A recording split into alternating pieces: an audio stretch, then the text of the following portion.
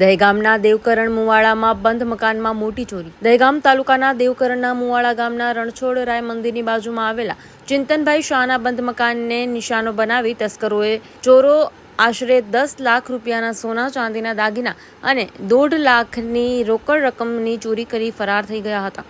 ચિંતનભાઈ શાહની દીકરીના જન્મને લઈને સમગ્ર પરિવાર 10 દિવસ માટે અમદાવાદ નિવાસી તેમના ભાઈના ઘરે ગયા હતા.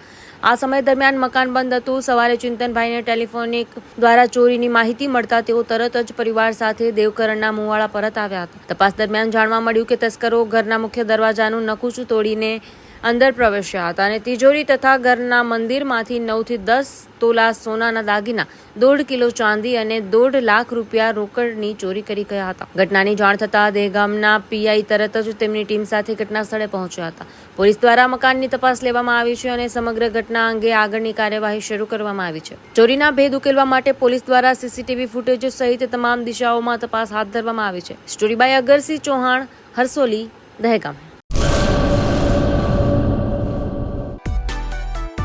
માં motor driving, safe and sure driving.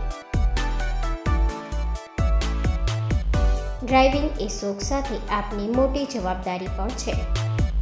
અમારા ઇન્સ્ટ્રક્ટર દ્વારા સચોટ અને સરળ માર્ગદર્શન. આપની રોજની તાલીમની માહિતી મેળવીને શું અધુરાશ છે એના ઉપર પૂરું ફોકસ કરાય છે.